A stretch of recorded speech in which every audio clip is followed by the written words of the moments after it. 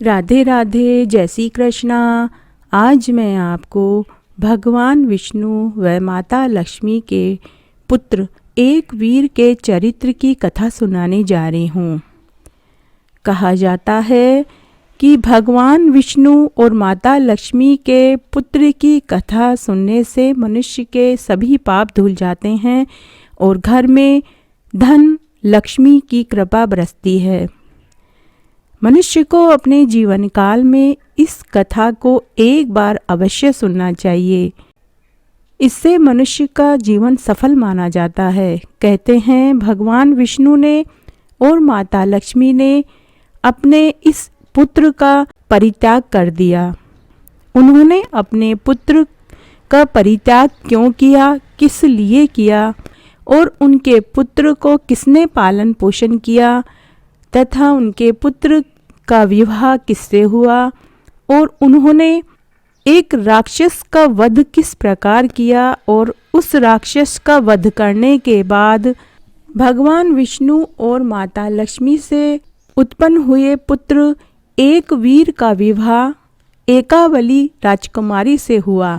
लेकिन उससे पहले राजकुमारी एकावली का हरण एक दुष्ट राक्षस ने कर लिया और उस राक्षस से लक्ष्मी पुत्र एक वीर ने किस प्रकार युद्ध करके विजय प्राप्त की और राजकुमारी एकावली का एक वीर से विवाह का पूरा वर्णन इस कथा में आएगा। इस कथा को सुनने वाला मनुष्य धन्य माना गया है। इस कथा को सुनने से मनुष्य स्वर्ग को प्राप्त होता है और मनुष्य के घर में भगवान विष्णु और माता लक्ष्मी का आशीर्वाद हमेशा बना रहता है। तो आइए आज मैं आपको भगवान विष्णु और माता लक्ष्मी से उत्पन्न हुए उनके पुत्र एक वीर के चरित्र की कथा सुनाने जा रही हूँ। भगवान विष्णु सुंदर अश्व का रूप धारण करके बैकुंठ से चल पड़े। लक्ष्मी जी अश्वी का रूप बनाकर जहाँ तपस्या कर रही थी, भगवान विष्णु वहाँ पहुँचे। लक्ष्मी देवी वहाँ अश्वी रूप में पहले से ही विराजमान थी। जब माता लक्ष्मी की दृष्टि भगवान विष्णु पर पड़ी तो वे तुरंत पहचान गई कि ये मेरे पति देव साक्षात विष्णु ही मुझ पर कृपा करके अश्व का रूप धारण करके यहाँ पधारे हैं। उनकी आँखों में हर्ष के आंसू झलक आए। यमुना और तमसा के संगम को सब लोग पवित्र मानते हैं। उसी स्थान पर भगवान विष्णु और लक्ष्मी जी का परस्पर मिलन हुआ। तब अश्वी रूप धारिणी लक्ष्मी जी अंतः सत्वा हो गई। वहीं उन्होंने एक अनुपम गुण संपन्न सुंदर पुत्र को पैदा किया। तदनंतर भगवान विष्णु ने हंसकर लक्ष्मी जी से कहा कि अब तुम अश्वी का शरीर त्याग कर पूर्ववत दिव्य देह धारण कर लो। हम दोनों अपने वास्तविक दिव्य शरीर धारण करके वापस बैकुंठ में चलेंगे। हे सुलोचने, तुमसे उत्पन्न हुआ यह कुमार यहीं रहेगा। तब भगवती लक्ष्मी और भगवान नारायण दोनों ने अपना दिव्य शरीर धारण किया और एक विमान पर विराजमान हुए। तब देवताओं ने उनके ऊपर पुष्प वर्षा की और यशोगान गाया। भगवान अपने परम धाम में पधारना ही चाहते थे कि भगवती लक्ष्मी ने भगवान श्री हरि से कहा कि हे नाथ, इस बालक को भी साथ ले लीजिए, मैं इसका त्याग नहीं कर सकती। प्रभु, आपके समान प्रतिभा युक्त यह पुत्र प्राणों से भी बढ़कर मुझे प्रिय है। हे मधुसूदन, हम इसे भी अपने साथ बैकुंठ में ले चलते हैं। तब श्री हरि बोले, हे प्रिय, हे वरानने, इस अवसर पर खेद प्रकट करना तुम्हारे लिए अवांछनीय है। माता लक्ष्मी ने कहा कि इस निर्जन वन में मेरे इस पुत्र को कौन संभालेगा। तब लक्ष्मी नारायण भगवान विष्णु ने कहा कि यह बालक आनंद पूर्वक यहाँ रह सकता है, क्योंकि इसके भरण पोषण की व्यवस्था पहले से ही हो चुकी है। हे वरानने, इस पुत्र त्याग में जो एक प्रधान कारण है उसे मैं अब बताता हूँ, ध्यान पूर्वक सुनो। भूमंडल पर ययाति के वंश में तुर्वसु नाम के एक राजा हैं। उनके पिता ने उनका लोक प्रसिद्ध नाम हरिवर्मा रखा था। इस समय वे नरेश पुत्र की इच्छा से पवित्र तीर्थ में तपस्या कर रहे हैं। उन्हें तप करते हुए पूरे 100 वर्ष बीत चुके हैं। हे कमलालय, उन्हीं राजा हरिवर्मा के लिए मैंने यह पुत्र उत्पन्न किया है। हे सुभ्रु, राजा के पास जाकर हम लोग उन्हें यहाँ भेज देंगे। हे प्रिय, पुत्र की अभिलाषा रखने वाले उन्हीं नरेश को हम यह बालक सौंप देंगे। वे स्नेह पूर्वक इसे अपने घर ले जाएंगे और वे ही इसका लालन पालन करेंगे। इस प्रकार भगवान विष्णु ने अपनी पत्नी को आश्वासन देकर तथा बालक की रक्षा का समुचित प्रबंध करके भगवान विष्णु उत्तम विमान में बैठकर श्री लक्ष्मी जी के साथ बैकुंठ में पधार गए। इसके बाद वहाँ एक चंपक नामक एक विद्याधर वहां आ पहुँचे। उसके साथ मदनालसा नामक उनकी सुंदर स्त्री भी थी। घूमते घूमते उत्तम रथ में बैठे हुए वे वहां आ गए। उन्होंने देखा कि एक अनुपम बालक पृथ्वी पर पड़ा हुआ है, उसका कोई सहायक नहीं दिखता। देव कुमार के समान उसकी कांति है, वह बड़े आनंद से खेल रहा था। तब चंपक ने रथ से उतरकर उस बालक को उठा लिया और गले से लगा लिया। उस समय उन्हें बड़ा हर्ष हुआ, मानो कोई निर्धन व्यक्ति को धन मिल गया हो। कामदेव की तुलना करने वाला वह बालक उत्पत्ति के समय ही अत्यंत ही मनोहर था। चंपक ने उसे उठाकर अपनी पत्नी मदनालसा को सौंप दिया। मदनालसा ने जब उस बालक को देखा तो वह भी प्रेम से पुलकित हो गई। उसके आनंद की कोई सीमा न रही। बार बार उस बालक का मुख चूमती और हृदय से चिपका लेती। तब उसने कहा कि यह बालक किसका है, हम इसे अपने साथ ले चलते हैं। उसके बाद उन दोनों स्त्री पुरुष ने बालक को उठाकर रथ में बैठ गए। तब उस सुंदर भार्या ने हंसकर अपने पति देव चंपक से पूछा कि हे कांत, यह बालक किसका है, इसे किसने वन में छोड़ दिया? हो न हो भगवान शंकर ने ही मुझे यह पुत्र प्रदान किया है। तब उसके पति चंपक ने कहा कि हे प्रिय, इंद्र सर्वज्ञ पुरुष है, मैं अभी जाकर उनसे पूछता हूँ कि यह बालक देवता है, गंधर्व है, कौन है। उनसे आज्ञा पाकर ही मैं वन में मिले हुए इस बालक को मैं अपना पुत्र बनाऊंगा। मेरे विचार से उनसे बिना पूछे कोई भी कार्य करना अनुचित है। इस प्रकार कहकर चंपक अपनी स्त्री और उस बालक के सहित तुरंत अमरावती को प्रस्थान कर गए। हर्ष के उद्रेक से उनके नेत्र खिल उठे। वहां पहुंचकर चंपक ने इंद्र के चरणों में प्रीति पूर्वक मस्तक झुकाया और बालक को सामने उपस्थित करके हाथ जोड़कर बैठ गया। तब वह पूछने लगा कि हे देवेश्वर, यमुना और तमसा नदी के संगम को पावन पवित्र तीर्थ मानते हैं। वहीं कामदेव के समान कांति वाला यह बालक मुझे प्राप्त हुआ। हे शचीपते, यह बालक किसका पुत्र है? इसे कौन वहां छोड़कर चला गया? आपकी आज्ञा हो तो क्या मैं इस बालक को अपना पुत्र बना लूं? इस अत्यंत सुंदर बालक से मेरी स्त्री भी स्नेह करती है। धर्मशास्त्रों में ऐसा कथन है कि सर्वदा कृत्रिम पुत्र भी बनाया जा सकता है। तब इंद्र बोले, हे महाभाग, यह बालक अश्वरूपधारी भगवान विष्णु और माता लक्ष्मी का पुत्र है। इसकी जननी स्वयं भगवती लक्ष्मी है। इस परम तपस्वी बालक का नाम हे है। ययाति के वंशज राजा तुर्वसु को यह पुत्र प्रदान करना चाहते हैं। तुर्वसु बड़े ही धार्मिक नरेश हैं। श्री हरि उन्हें पुत्र प्राप्ति के लिए अभी पवित्र तीर्थ में जाने की आज्ञा देंगे। भगवान की आज्ञा पाकर राजा तुर्वसु के वहां पहुंचने से पहले ही तुम इस मनोहर बालक को लेकर पहुंच जाओ और इसे वापस उसी स्थान पर रख दो। विलंब मत करो, कारण बालक नहीं मिलेगा तो वह राजा तुर्वसु अत्यंत दुखी हो जाएंगे। भूमंडल पर यह बालक एक वीर नाम से प्रसिद्ध होगा। देवराज इंद्र की बातें सुनकर चंपक उसी क्षण बालक को लेकर वहां से चल पड़े और उसे जहां से उठाया था वहीं ले जाकर रख दिया। तदनंतर विमान पर बैठकर वे अपने घर लौट आए।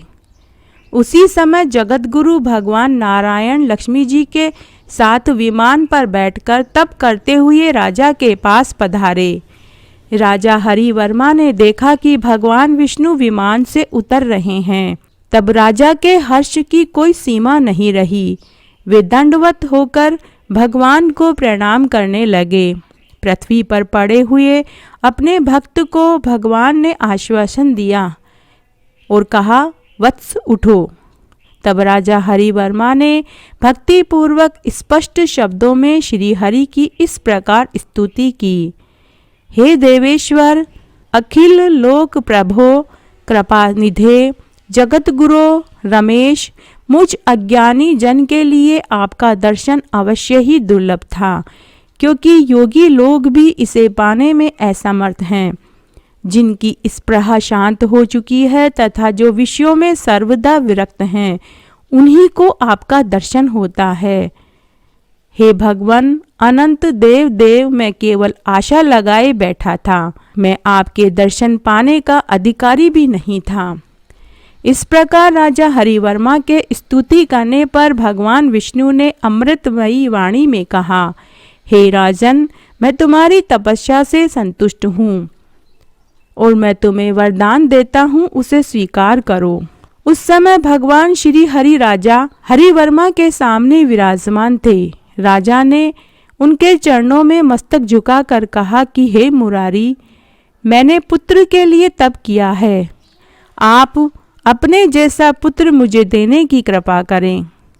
राजा हरिवर्मा की प्रार्थना सुनकर देवाधिदेव भगवान विष्णु ने उनसे कहा, ययाति नंदन, तुम यमुना और तमसा नदी के पावन संगम तीर्थ पर अभी चले जाओ।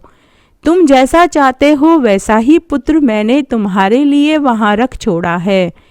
मेरे वीर्य से उत्पन्न उस पुत्र में असीम शक्ति है। लक्ष्मी स्वयं उसकी जननी है।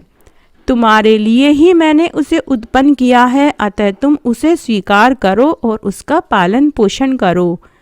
भगवान विष्णु की वाणी बड़ी ही मधुर थी। उसे सुनकर राजा हरिवर्मा के मन में प्रसन्नता की लहरें उठने लगी। उधर भगवान उन्हें वर देकर माता लक्ष्मी के साथ बैकुंठ में चले गए। भगवान के चले जाने पर ययाति नंदन राजा हरिवर्मा एक रथ पर सवार होकर प्रसन्नता पूर्वक वहां चले गए जहां वह बालक विराजमान था। भगवान के मुखारविंद से ये सब बातें सुन ही चुके थे। वहां जाने पर हरिवर्मा ने उस अत्यंत मनोहर बालक को देखा जो जमीन पर खेल रहा था तथा एक हाथ से पकड़कर पैर के अंगूठे को धीरे धीरे चूस रहा था। उसकी कामदेव के समान कांति थी। लक्ष्मी के उदर से प्रकट हुए वह बालक भगवान नारायण का अंश था। श्री हरि के तुल्य ही उसमें शक्ति भी थी। उसे देखकर हरिवर्मा के नेत्र कमल हर्ष से खिल उठे। प्रेम के समुद्र में गोता खाते हुए उन नरेश ने तुरंत उस बालक को अपने कर कमलों से उठा लिया और प्रसन्नता पूर्वक उसका मस्तक चूमने लगे और उसे गोद में लेकर अत्यंत हर्ष से हो गए। उसे गोद में लेकर अत्यंत आनंदित हुए और उनकी आंखों से प्रेम के आंसू गिरने लगे। राजा ने उस बालक से कहा, हे पुत्र, माता लक्ष्मी और भगवान विष्णु की कृपा से प्रसाद से तुम मुझे प्राप्ति हुए हो, क्योंकि नरक भोग के दुख से डरकर मैंने तुम जैसे पुत्र के लिए कठोर तप किया था। तपस्या के 100 वर्ष पूरे होने पर लक्ष्मीकांत भगवान नारायण ने सांसारिक सुख भोगने के लिए तुमको पुत्र बनाकर मुझे सौंपा है। लक्ष्मी तुम्हारी जननी है, उन्होंने तुम्हें उत्पन्न करके मेरे लिए छोड़ दिया है। स्वयं भगवान विष्णु के साथ वे बैकुंठ में पधार गए हैं। उस माता को धन्य है जो तुम जैसे हंसमुख बालक को मेरी गोद में दे दिया है। पुत्र, तुम संसार सागर से पार करने के लिए मेरे लिए नौका के स्वरूप हो। भगवान नारायण तुम्हारे निर्माता हैं। इस प्रकार राजा हरिवर्मा उस पुत्र को लेकर नगर के लिए प्रस्थान कर गए। अभी राजा नगर के निकट पहुँचे ही थे कि यह समाचार पाकर उनका मंत्रिमंडल और प्रजा उनकी अगवानी के लिए खड़े हो गए। पुरोहितों के साथ भेंट की सामग्री लिए तथा सूत, वंदीजन और गाय के साथ सब उनके सामने अगवानी के लिए पहुंच गए। नगर में पहुंचने पर राजा हरिवर्मा ने बातचीत करके तथा सबकी ओर दृष्टि डालकर सबको आश्वासित किया। नगर के लोगों ने राजा और राजा के पुत्र का सम्मान किया। तब राजा हरिवर्मा ने पुत्र को लेकर नगर में प्रवेश किया। तब मार्ग में उनके ऊपर फूलों और खीलों की बारिश होने लगी। तब राजा महल में गए। हर्षपूर्वक उस अभिनव पुत्र को हाथों में लेकर उन्होंने अपनी रानी को सौंप दिया। उस सद्प्रसूत पुत्र की कांति कामदेव की तुलना कर रही थी। महाराजा हरिवर्मा की रानी भी बड़ी साध्वी थी। उन्होंने उस पुत्र को गोद में लेकर राजा से पूछा कि हे महाराज, कामदेव के समान सुंदर ये सुजन्मा पुत्र आपको कहाँ से प्राप्त हुआ? हे कांत, आप शीघ्र बताने की कृपा करें। आपको किसने यह पुत्र प्रदान किया? इसको देखकर मेरा मन अपने वश में नहीं रह रहा है। तब राजा ने प्रसन्नता के साथ रानी से कहा कि हे प्रिय, भगवान श्री लक्ष्मी नारायण ने मुझे यह पुत्र प्रदान किया है। हे लोलाक्षी, इस महान शक्तिशाली पुत्र की जननी साक्षात भगवती लक्ष्मी है। भगवान विष्णु के अंश से इसका प्राकट्य हुआ है। रानी उस बालक को लेकर आनंद में निमग्न हो गई। राजा ने बड़े समारोह के साथ पुत्र उत्सव मनाया। राजकों को प्रचुर दान दिया। गाजे बाजे के साथ मंगल गीत गाए गए। राजा ने उसका नाम एक वीर रखा। महाराज हरिवर्मा इंद्र के समान पराक्रमी थे। विष्णु के सदृश गुण वाले पुत्र को पाकर उनके मन में अपार हर्ष उत्पन्न हो रहा था। अब पितृ ऋण से भी वे मुक्त हो गए थे। इस प्रकार अखिल देवाधिदेव भगवान नारायण की कृपा से सर्वगुण संपन्न पुत्र पाकर इंद्रतुल्य पराक्रमी महाराज हरिवर्मा अपने भवन में अपनी पत्नी के साथ आनंद से रहने लगे और सुख भोगने लगे। फिर महाराज हरिवर्मा ने बालक के जात कर्म आदि सब संस्कार संपन्न करवाए। लालन पालन की पूरी व्यवस्था की गई। बालक बड़ी शीघ्रता से प्रतिदिन बढ़ने लगा। इस प्रकार पुत्र जनित सांसारिक सुख पाकर उन महात्मा नरेश ने अपने मन में यह अनुभव किया कि अब मेरे तीनों ऋण चुक चुके हैं। छठे महीने में बालक का विधि पूर्वक अन्नप्राशन किया। तीसरे वर्ष में मुंडन संस्कार किया गया। प्रत्येक संस्कार में ब्राह्मणों को सम्यक प्रकार से पूजा की गई। तरह तरह के दान और गायें दान में दी। विविध दानों से अन्य याचकों को भी संतुष्ट किया गया। 11वें वर्ष में राजा ने यज्ञोपवीत संस्कार करवाया गया और धनुर्वेद पढ़ाने की व्यवस्था की गई। जब राजा हरिवर्मा ने देखा कि राजकुमार धनुर्विद्या सीख लिया है और राजधर्म के सभी प्रकार से भली भांति अवगत हो गए हैं, तब उनके मन में आया कि अब इसका राज्याभिषेक कर देना चाहिए। पुष्यार्क योग में बड़े आदर के साथ अभिषेक में आने वाली सभी सामग्रियां एकत्र की गई। संपूर्ण शास्त्र के पारगामी वेदज्ञ ब्राह्मण बुलाए गए। राजा ने राजकुमार का विधिवत अभिषेक संपन्न करवाया। इस शुभ अवसर पर स्वयं राजा ने तीर्थों और समुद्र के जल से राजकुमार का अभिषेक किया। ब्राह्मणों को धन देने के पश्चात राजा ने कुमार को राजगद्दी पर बैठाने की व्यवस्था की गई। एक वीर को राजा बनाकर और सुयोग्य मंत्रियों को नियुक्त करके राजा हरिवर्मा रानी सहित वन में चले गए। उन्होंने इंद्रियों पर पूर्ण अधिकार प्राप्त कर लिया। मेनाक पर्वत के शिखर पर उनका तृतीय वानप्रस्थ आश्रम व्यतीत होने लगा। वे जंगली पत्ते और फल खाकर और भगवान शंकर की आराधना में जुट गए। इस प्रकार रानी सहित राजा की दिनचर्या चलने लगी। प्रारब्ध कर्म शेष होने पर उनका 5 भौतिक शरीर शांत हो गया। अपने शुभ कर्म के प्रभाव से उन्होंने स्वर्ग लोक में स्थान पाया। पिताजी का स्वर्गवास हो गया यह सुनकर हे अर्थात एक वीर ने वैदिक विधि के अनुसार उनका और्ध्वदैहिक संस्कार किया। पिता की सभी क्रियाएं संपन्न हो जाने पर वे मेधावी राजकुमार उनसे मिलने हुए राज्य पर शासन करने लगे। वे बड़े ही धर्मज्ञ पुरुष थे। राज्य के अधिकारी होने पर उन्हें तरह तरह के भोग सुलभ हो गए। मंत्रिमंडल उनका बड़ा सम्मान करता था और पूरी प्रजा अपने राजा को प्यार करती थी। एक समय की बात है कि प्रतापी राजा एक वीर अपने मंत्री कुमारों के साथ घोड़े पर सवार होकर गंगा के तट पर गए। वहां फलों और फूलों से लदे हुए मनोहर वृक्ष शोभा पा रहे थे। कोयल की मधुर ध्वनि और भंवरों की गुनगुनाहट उन वृक्षों की अनुपम शोभा बढ़ा रही थी। वहां मुनियों के अनेक दिव्य आश्रम थे, जहां वेद ध्वनि गुंजायमान हो रही थी। हवन की धुओं से आकाश भरा हुआ था और बहुत सुंदर खुशबू आ रही थी। जहां तहां मृगों के छोटे छोटे बच्चे छलांग लगा रहे थे।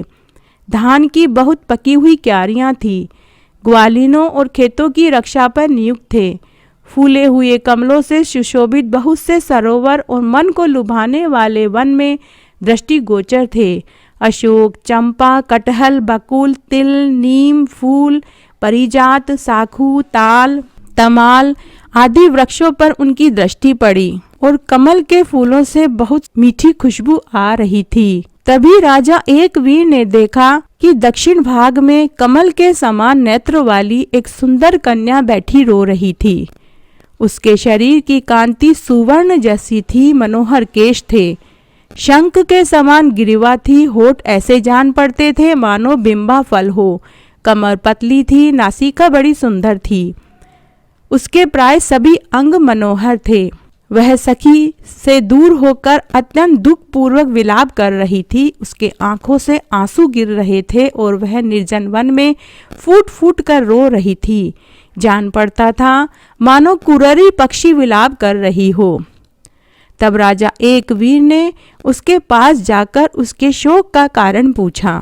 राजा ने पूछा कि तुम अपना परिचय दो, कौन हो? हे शुभानने, तुम्हारे पिता कौन हैं? सुंदरी बताओ। तुम गंधर्व अर्थात देवता की कन्या तो नहीं हो। तुम्हारे रोने का क्या कारण है? हे बाले, तुम कैसे अकेली हो? हे पिकस्वरे, तुम्हें यहाँ किसने छोड़ रखा है?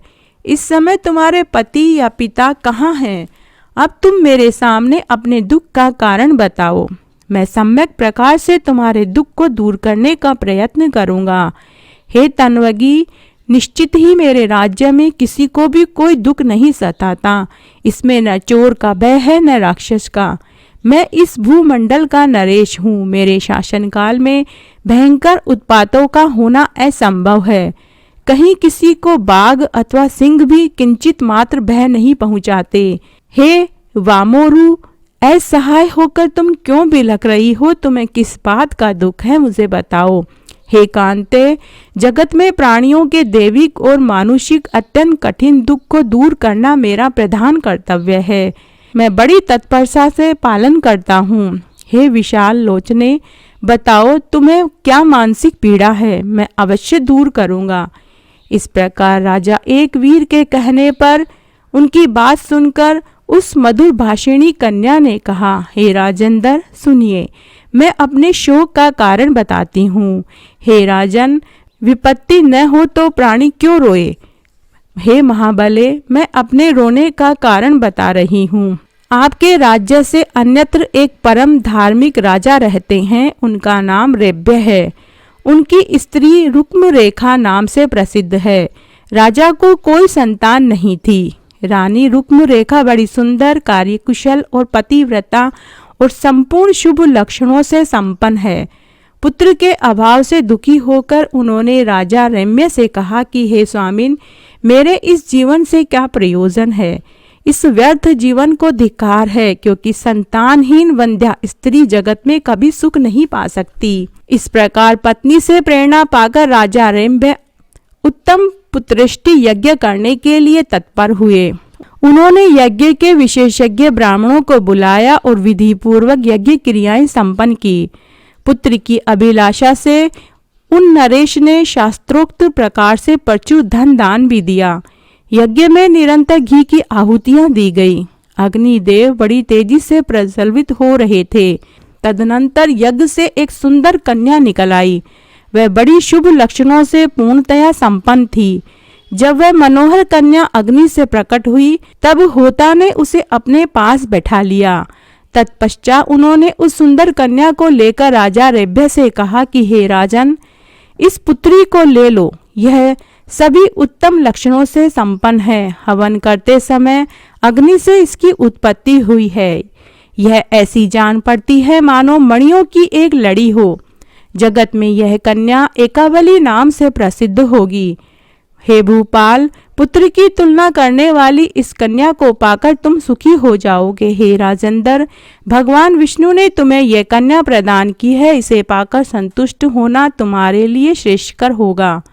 होता की बात सुनकर राजा रम्य ने उस सुंदर कन्या की ओर देखा और उन्होंने अत्यंत प्रसन्न होकर उसे गोद में ले लिया और अपनी पत्नी रुक्मरेखा को सौंप दिया। मन को मुग्ध कर देने वाली उस कन्या की आंखें कमल के समान सुंदर थी। उसे पाकर रानी रुक्मरेखा के मन में बड़ा आनंद हुआ। वे ऐसे सुखी हुई मानो जैसे पुत्र ही हुआ हो। जात कर्म आदि सभी शुभ मांगलिक संस्कार विधि पूर्वक करवाए गए।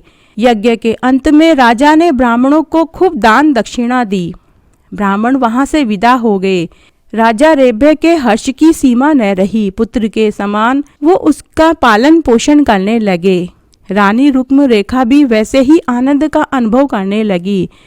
उस समय पुत्रवती रानी के मन में हर्ष का पार नहीं था। राजा के महल में ऐसे उत्सव हो रहा था जैसे पुत्र ही उत्पन्न हुआ हो। यह मानकर माता पिता उस कन्या को अत्यंत स्नेह की दृष्टि से देखने लगे। हे सुभदे, मैं उन्हीं राजा रम्य के मंत्री की कन्या हूँ। मेरा नाम यशोवती है। मैं और एकावली दोनों समान अवस्था की हैं। महाराज रम्य ने राजकुमारी के साथ खेलने के लिए मुझे नियुक्त कर रखा था। एकावली सदा मेरे साथ रहती थी। हम दोनों रात दिन प्रेम पूर्वक जहाँ तहाँ घूमा करते थे। एकावली को जहाँ सुगंधित कमल दिखाई पड़ते वह प्राय वहीं चली जाती थी। अन्यत्र कहीं भी उसे सुख नहीं मिलता था। एक समय की बात है, गंगा के तट पर बहुत दूर कमल खिले हुए थे। राजकुमारी सखियों सहित मेरे साथ घूमती हुई वहां चली गई। तब मैंने महाराज रम्य से कहा कि राजन, आपकी लाडली कन्या एकावली कमलों को देखती हुई बहुत दूर निर्जन वन में चली जाती है। इससे राजा रम्य ने अपनी कन्या को दूर जाने के लिए मना कर दिया। साथ ही उन्होंने घर पर ही बहुत से जलाशय तैयार करवाए और उनमें कमल लगवा दिए। कमल खिल गए। उन पर चारों ओर भंवरे गुंजन करने लगे। इतने पर भी कमलों में आसक्ति होने के कारण राजकुमारी बाहर चली जाती थी।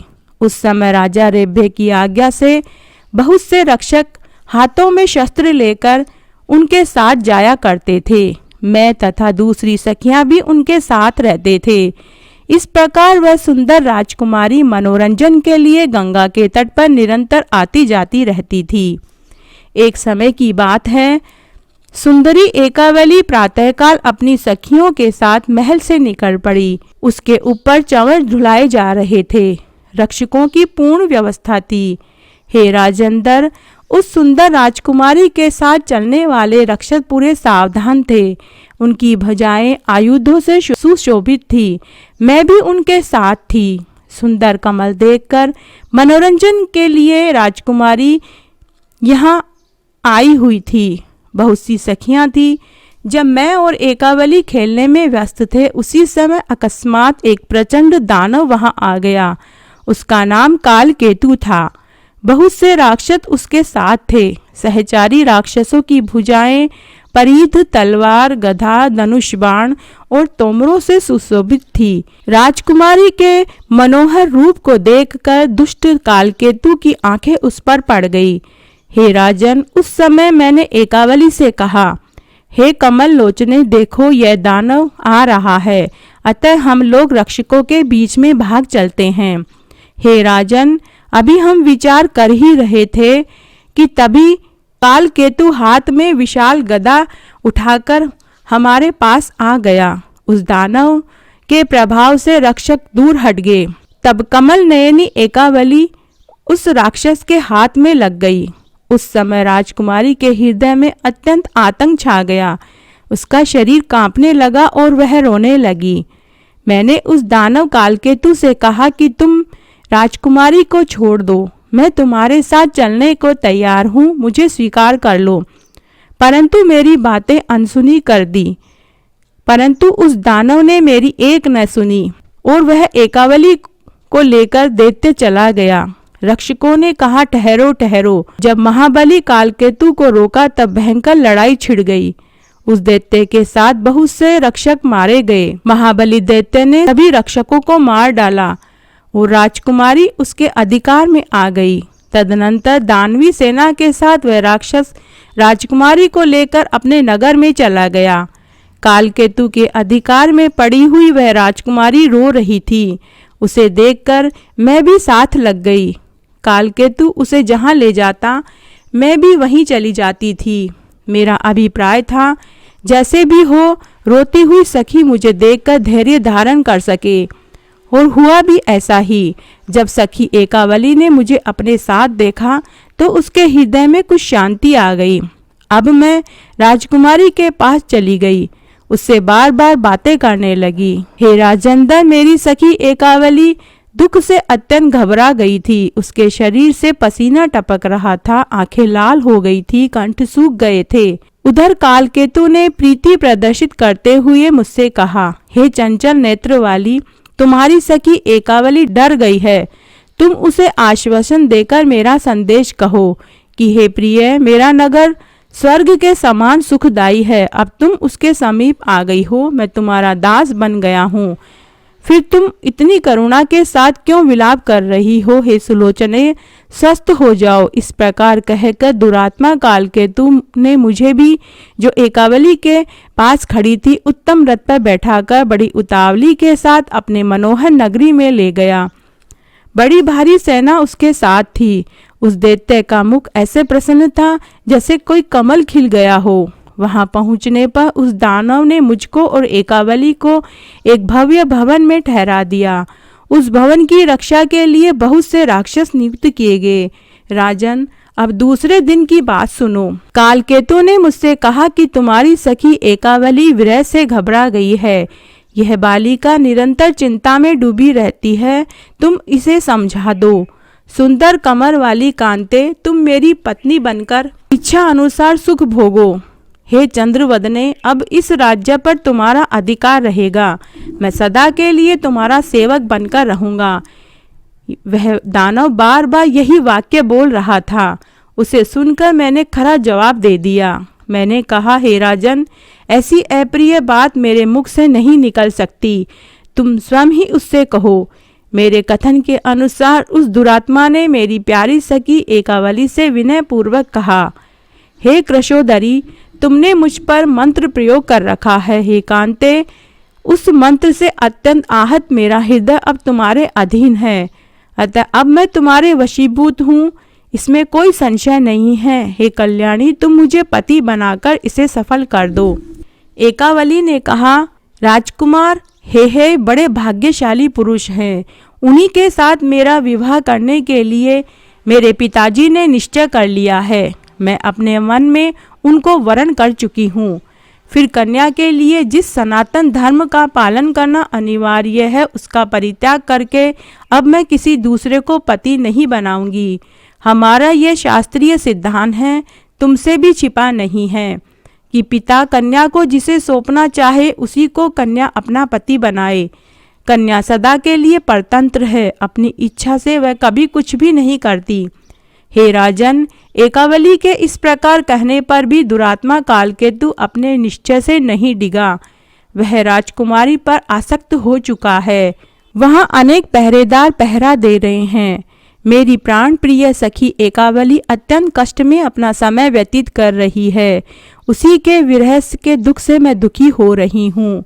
तब एक वीर ने कहा, हे वरानने, मुझे महान आश्चर्य हो रहा है कि उस दुराचारी कालकेतु के नगर से तुम यहाँ कैसे आ गई। मैं इसका रहस्य सुनना चाहता हूँ। राजकुमारी का कथन कि मेरे पिता हे के साथ कन्यादान करने की बात निश्चित है, तुम्हारी यह उक्ति भी मुझे महान संदेह लग रही है। मेरा ही नाम राजा हे है। इस नाम के दूसरा कोई नरेश नहीं है। तुम्हारी सुंदर आंखों वाली सखी मेरे लिए ही कह रही थी। हे सुब्रू, तुम मेरे इस संदेह को दूर करो। तदनंतर मैं उस अधम राक्षस को मारकर एकावली को अवश्य अपनी पत्नी बना लूंगा। हे सुव्रते, तुम यदि कालकेतु का स्थान जानती हो तो मुझे दिखा दो। एकावली के पिता राजा रेभ्य को तुमने यह समाचार बताया या नहीं? राजकुमारी बड़ी ही कष्ट सह रही है। जिसकी ऐसी प्यारी कन्या का अपहरण हो जाए और वह न जान सके, यह कितने आश्चर्य और दुख की बात है। अथवा राजा रेभ्य यदि जानते हैं तो फिर उन्होंने राजकुमारी को छुड़ाने के लिए प्रयत्न क्यों नहीं किया? कन्या कारागार में कष्ट भोग रही है, यह जानकर राजा कैसे चुप बैठे हैं? वे शक्तिहीन तो नहीं हो गए हैं? हे सुव्रते, तुम शीघ्र मुझसे कहो, इसका क्या कारण है? अब मेरे हृदय में यह अभिलाषा जाग रही है। मैं उस सुंदरी को अत्यंत संकट से छुड़ाकर कब सुखी देखूं। मैं तुमसे सुनना चाहता हूँ। कालकेतु की अत्यंत दुर्गम नगरी में जाने का क्या उपाय है? तब यशोवती बोली, हे राजन, मैं बचपन से ही भगवती जगदम्बा के बीज मंत्र का ध्यान पूर्वक जप करना चाहती हूँ। एक सिद्ध ब्राह्मण की कृपा से मुझे ये मंत्र प्राप्त हुआ था। हे राजन, मैं जब कालकेतु के बंदी गृह में थी तब वहां मैंने इस बीज मंत्र का चिंतन आरंभ कर दिया था। यूं तो प्रचंड पराक्रमी देवी चंडी का आराधना मैं निरंतर करती ही रहती हूँ। उपासना करने पर भगवती बंधन से मुक्त कर देती है, यह निश्चित है। भक्तों पर कृपा करने वाली वे शक्ति देवी सब कुछ देने में पूर्ण समर्थ है। जो अपनी सामर्थ्य से जगत का सृजन और पालन करता है तथा कल्प के अंत में संसार का संहार भी जिन पर ही निर्भर है। मैं ऐसा मन में सोचकर जो विश्व की अधिष्ठात्री है, जिनका कल्याण में सौम्य विग्रह है, जो लाल रंग के वस्त्र धारण किए रहती है, आंखों में लालिमा झलकती है, उस भगवती जगदम्बा का ध्यान करने लगी। मन ही मन भगवती के रूप का स्मरण करके मैं बीज मंत्र का जप करने लगी। समाधि लगाकर देवी की उपासना में मैं 1 महीने तक बैठी रही। फिर तो मेरी भक्ति से संतुष्ट होकर भगवती चंडिका ने मुझे स्वप्न में दर्शन देकर कहा। उन्होंने अमृतमयी वाणी में मुझसे कहा, क्यों सोई हो, उठो और अभी गंगा के पावन तट पर चली जाओ। प्रधान नरेश हे तुम्हें वहीं मिलेंगे। उन बाहुबली नरेश का नाम एक वीर है। संपूर्ण शत्रुओं को कुचल देने की शक्ति उनके अंदर है।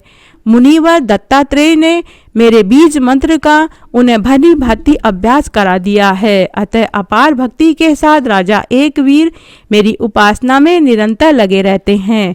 उनके मन में कभी अलग नहीं होती, उनके मन से मैं कभी अलग नहीं रहती।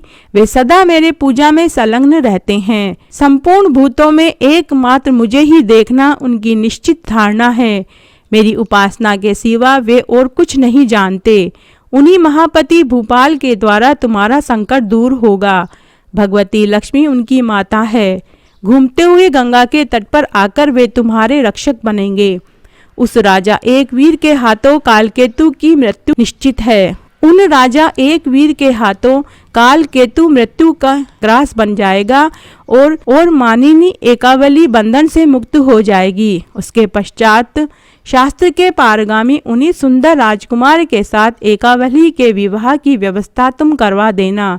इस प्रकार स्वप्न में मुझसे कहकर देवी अंतर्ध्यान हो गई। मेरी भी नींद तुरंत टूट गई। तदनंतर स्वप्न की सारी घटना और देवी के आराधना की बातें मैंने राजकुमारी एकावली को सुनाई।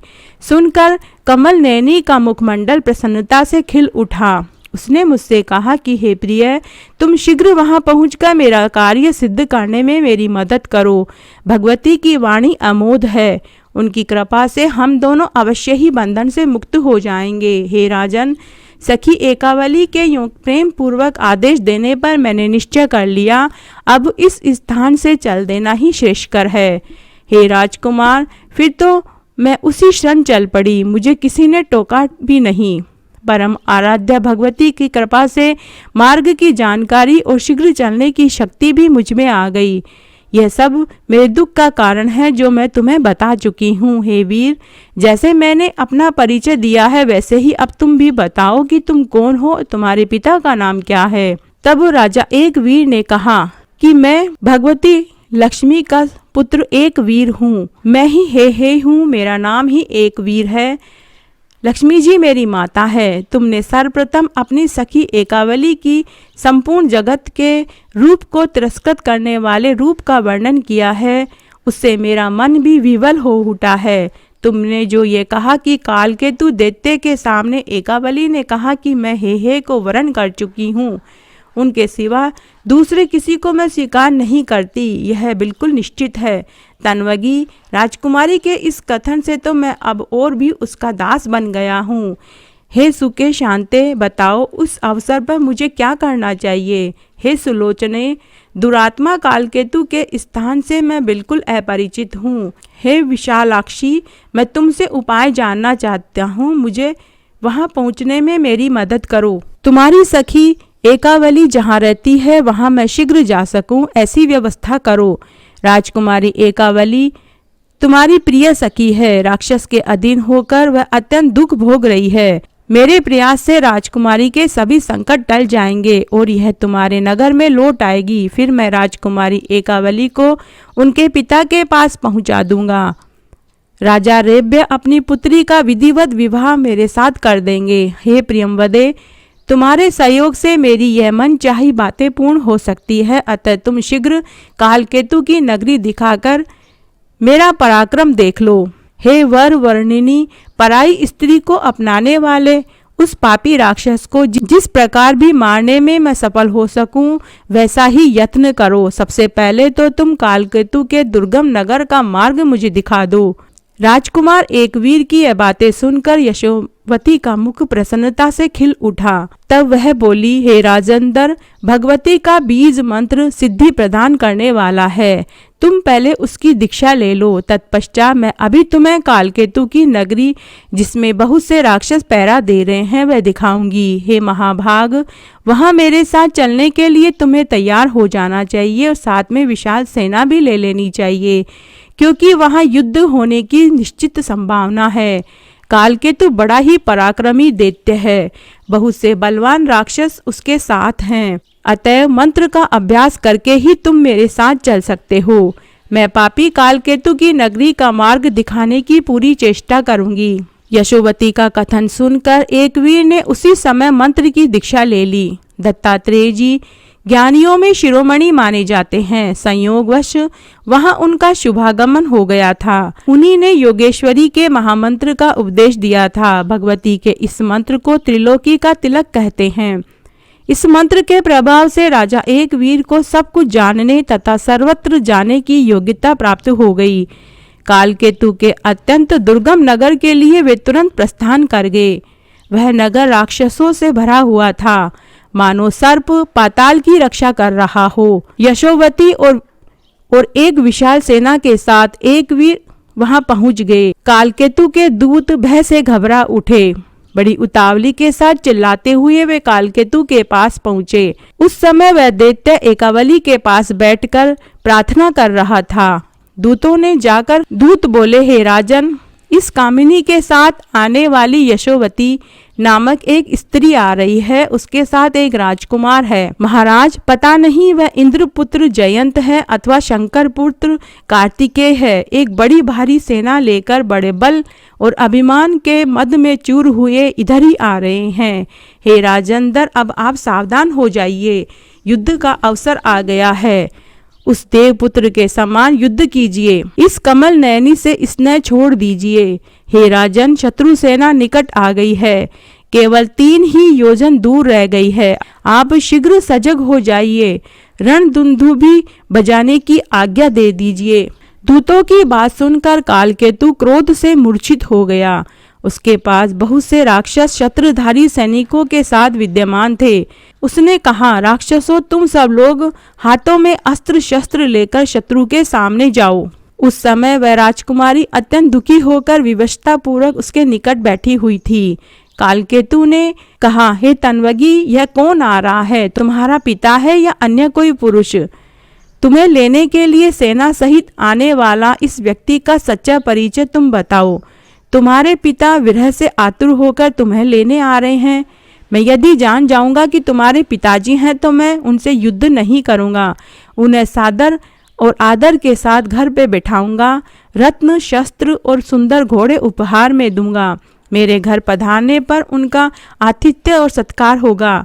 परंतु यदि कोई दूसरा राजा हुआ तो मैं तीक्ष्ण बाणों से उनको मार डालूंगा। मैं एक साक्षात काल हूँ, मुझ में अपार बल है, मुझे कोई जीत नहीं सकता। मेरे इस प्रभाव को न जानकर किस मूर्ख का यहाँ आगमन हुआ है।